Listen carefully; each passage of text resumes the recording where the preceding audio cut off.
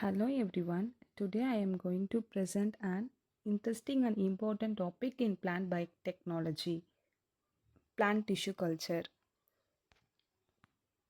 Plant tissue culture is a technique used to grow plant cells, tissues or organs under sterile conditions on a nutrient medium.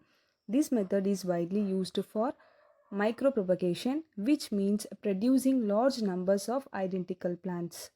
The foundation of plant tissue culture is based on the concept of totipotency, which means a single plant cell has the ability to develop into a whole plant. This concept was first proposed by Gottlob Haberland, who is known as the father of the plant tissue culture.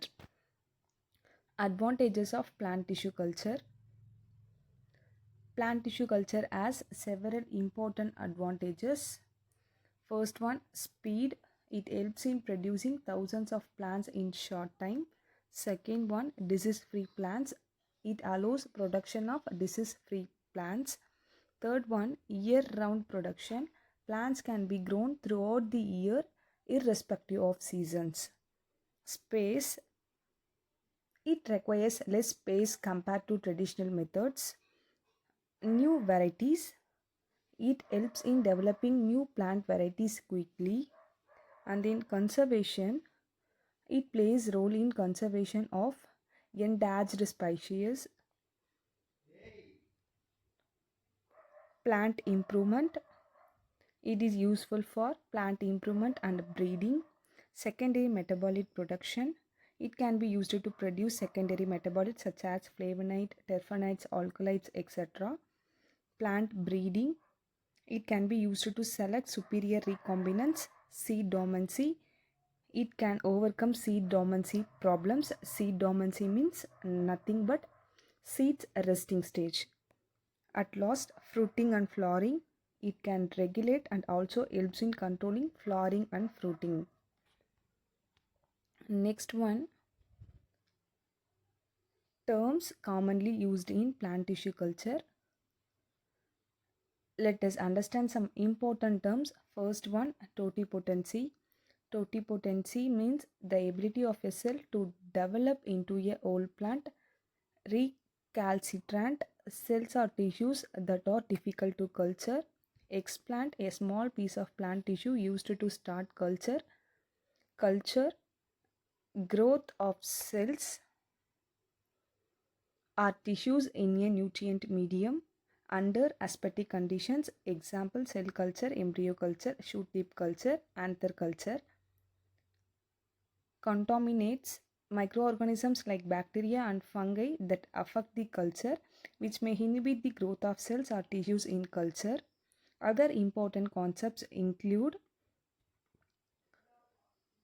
morphogenesis, anatomical and physiological events involved in the growth and development of an organism. Meristem, localized group actively dividing cells from each permanent tissues system. Example, root, shoot, leaf. And then meristematic, having a characteristics of a meristem, especially high mitotic activity. Meristemoid, localized group of meristematic cells that arise in the callus and may give rise to roots and or shoots. Regeneration.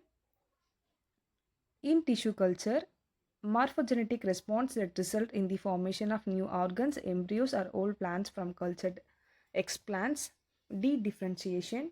De-differentiation means nothing but mature cells revert to meristematic stage.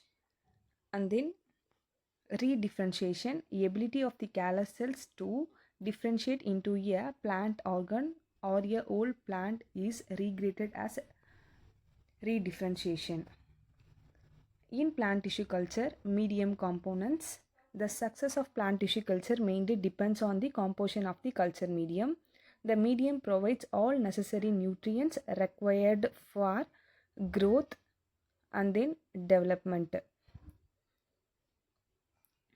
The culture medium must provide all the essential nutrients, energy sources, and growth regulators required for proper growth and morphogenesis.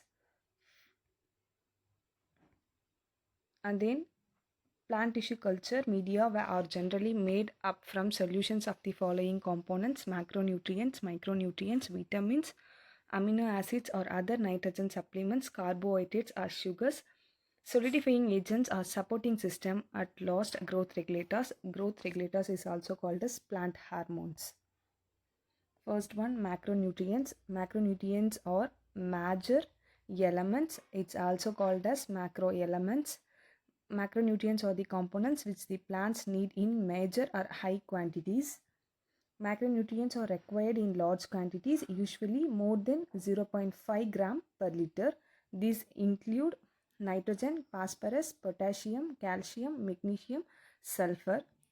These macronutrients functions are: nitrogen is important for protein and nucleic acid synthesis. Phosphorus is involved in energy transfer, ATP transfer. Potassium helps in enzyme activation and osmotic balance. Calcium is essential for cell wall formation. Magnesium is a component of chlorophyll. Sulfur is required for amino acid synthesis. Macronutrients are usually supplied in the form of salts like nitrates, phosphates, and then sulfates. Second one, micronutrients. It's also called as microelements or minor elements. Micronutrients or microelements are required in very small quantities, usually less than 0.5 gram per liter, but they are very essential. These include iron, manganese, zinc, boron, copper, cobalt, molybdenum.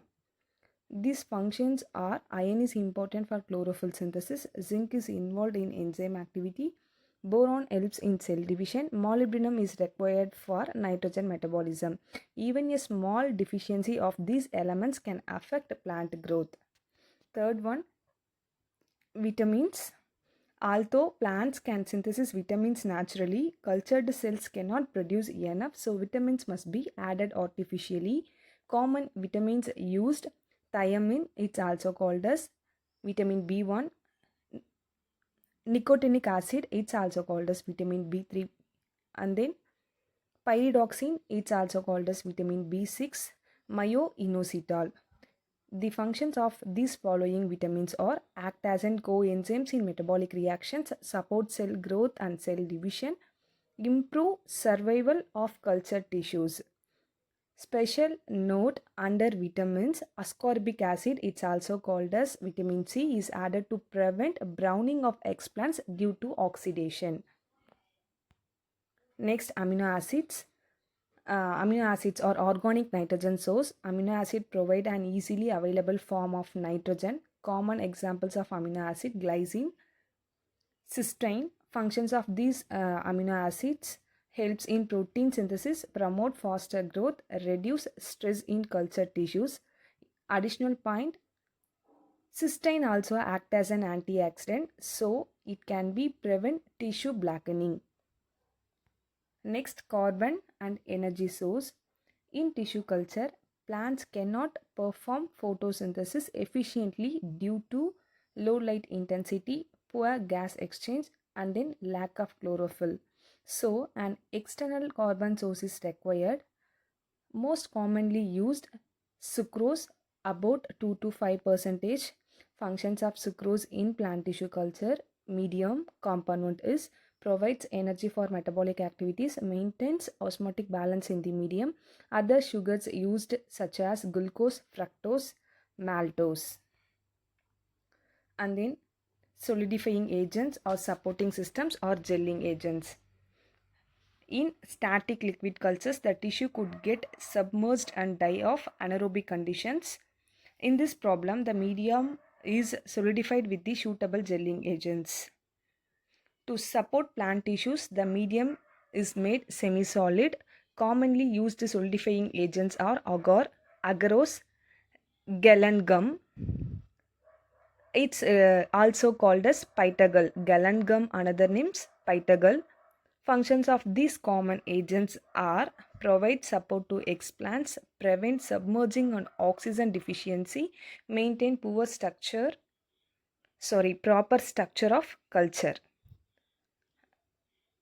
Ideal properties under solidifying agents: it should be inert, should withstand high temperature during sterilization, should not react with medium components. Next, growth regulators or growth hormones in plant tissue culture. It's also called as plant growth regulators or plant growth hormones. It's used or influence the plant's growth and development. Plant growth regulators are very important in tissue culture. They are added in very small quantities, but they control cell division, cell elongation. Cell elongation means nothing but cell extension, and then organ formation. Types of plant growth regulators used in plant tissue culture medium component are auxins, cytokinins, gibberellins, abscisic acid, and then ethylene. Auxin promote root formation, example IAA and then NAA auxins. Cytokinins promotes shoot formation, example of cytokinins kinetin BAP. Gibberellin helps in stem elongation.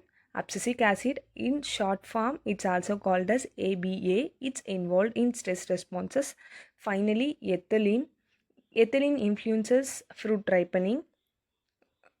The key concept of these plant regulators are the ratio of auxin to cytokinin determines whether roots or shoots will develop.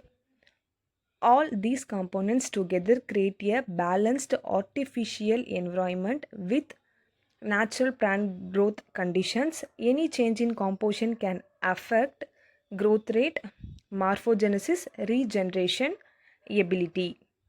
And then finally, I conclude plant tissue culture is a powerful technique in modern agriculture and biotechnology. It helps in rapid plant production, conservation, and development of improved plant varieties. It's widely used in research, agricultural, horticulture, and pharmaceuticals. Thank you for listening.